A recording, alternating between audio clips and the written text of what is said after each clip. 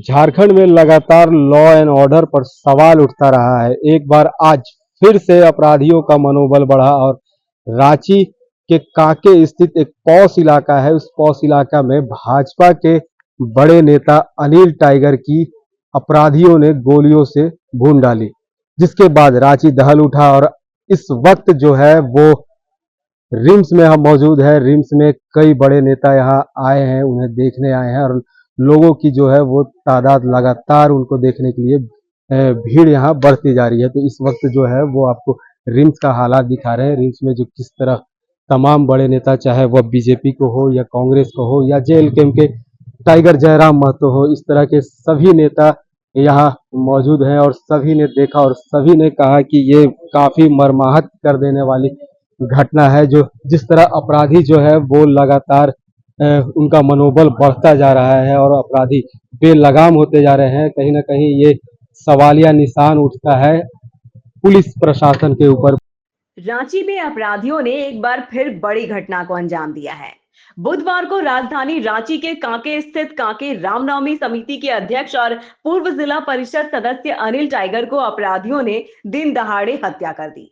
ये घटना हतप्रभ करने वाली है।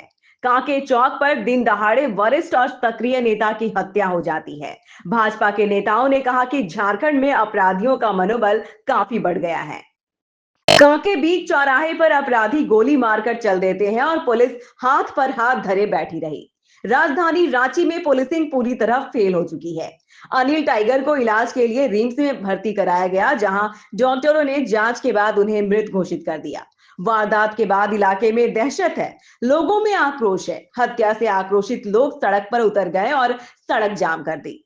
देखिए, हेमंत सोरेन की सरकार में रांची जिला करवाना, रांची जिला अपराधी बेलगाम हो गए इतर को भी बोल देना रांची जिला। जब सत्ता संरक्षित राजनीति तो फिर तैयारी बढ़ा अपराधी हो उनको भी बोल दो, तो कोई भी घटना घट सकती है। इतर को भी बोल दो। रांची तो लगता है कि जैसे अपराधियों का शहर बन गया, क्योंकि पुलिस प्रशासन अपराधियों के साथ गलबहियां करती है, तो अपराधियों का तो मनोबल बढ़ेगा ही ना। कहावत है, सैया भय कुतवाल तो डर काहेगा।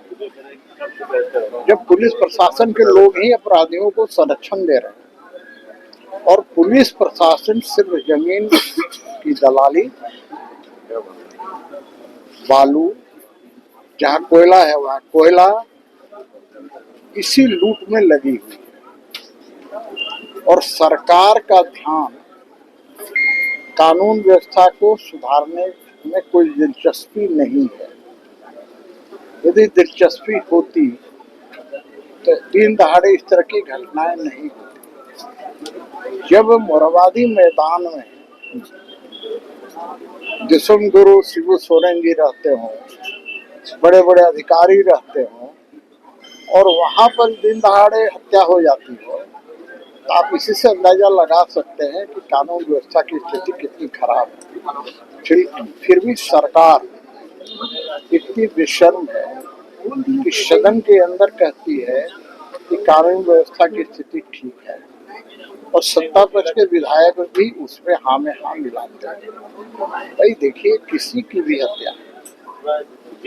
हत्या होती है और भारतीय जनता पार्टी इसे गंभीरता से ले रही है और इसके विरोध में कल विधानसभा में भी जो हम लोग करना होगा करेंगे और साथ ही साथ कल रांची बंद का आह्वान भी किया गया है। मैं इतना ही कहूँगा कि ये सरकार और पुलिस के भरोसे कोई सुरक्षित नहीं है, अपनी सुरक्षा स्वयं करनी पड़ेगी। ये यह जो सरकार अभी चल रही है, यह इस राज्य का अपराधीकरण करने पर तुली हुई और अब तो लोगों का जान सस्ता हो गया है। कब कहाँ किसको गोली मार के किसकी हत्या कर दी जाएगी, या तो इसका कोई नियंत्रण नहीं है सरकार का। आप देखे, हजारीबाग हो, धनबाद हो, रांची हो, जहाँ जहाँ वहाँ लोग घर से निकलते हैं सुरक्षित समझ करके, लेकिन अब बताइए दिन दहाड़े काके चौक पे इस प्रकार की हत्या हो जाती है। यह तो खुलेआम चुनौती दे रहे हैं अपराधी हैं।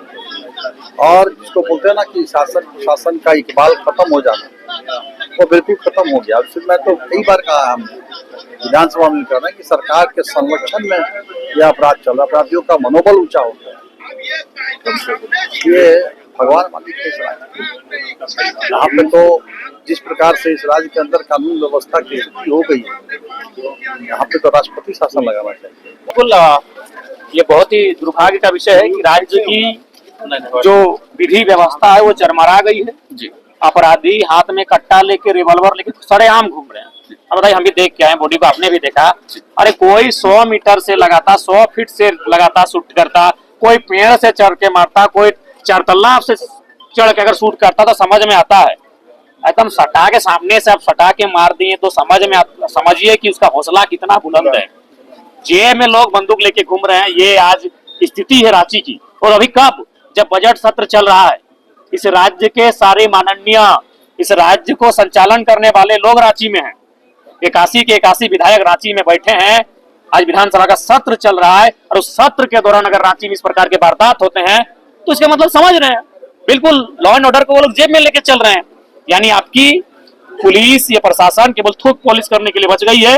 ये लोग अपने केवल 1 तारीख का इंतजार करते हैं कि वेतन हमारा अकाउंट में घुसा तो इस बार के वेतन से क्या लिया जाएगा। बिल्कुल शर्मा गई, कोई अपना ढंग से ड्यूटी नहीं कर रहा है, बिल्कुल एकदम शर्मा गई है। विधि व्यवस्था एकदम खस्ता हाल में चली गई है। कल सदन में उठाएंगे मुद्दा, हमारे उठाने से पहले ही उठ जाएगा, क्योंकि हम तो भाई पार्टी के इकलौता विधायक हैं। जनरली हम जब खड़ा होते हैं तो जनरली, क्योंकि अब सदन का भी प्रोटोकॉल है, जिनके पास विधायक की संख्या ज्यादा है पहले लोग उसी का सुनते हैं।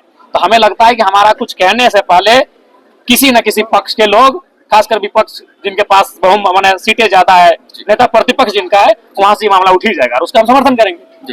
झारखंड बंद का हम समर्थन करते हैं। जेल कैंप, इस विधि व्यवस्था गड़बड़ी के खिलाफ, लगातार झारखंडियों की हो रही हत्याओं के खिलाफ अगर झारखंड बंद का आह्वान किया जा रहा है तो उसका हम पूर्ण समर्थन करते हैं। कैसे रुकेगा?